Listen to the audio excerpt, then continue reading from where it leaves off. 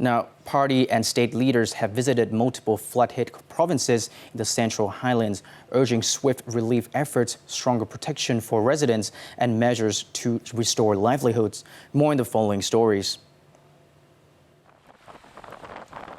Permanent Deputy Prime Minister Nguyen Hoa Binh inspected key flood-hit areas in Dak Lak Province to monitor recovery efforts on Saturday morning, expressing sympathy for residents affected by severe flooding and encouraging them to remain united and resilient.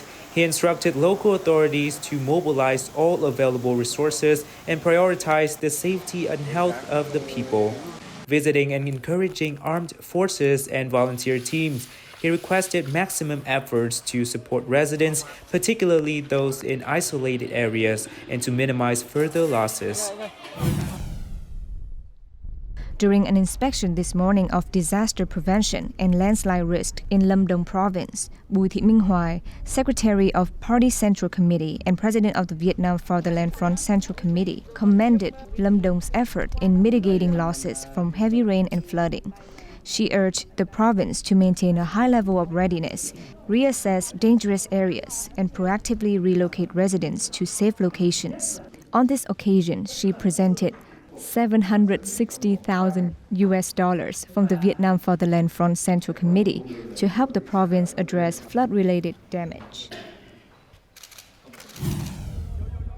In Gia Lai this morning, Minister of National Defense General Phan Van Giang visited several areas affected by flooding, expressing solidarity with residents and encouraging them to remain confident in the leaderships of the party and the state.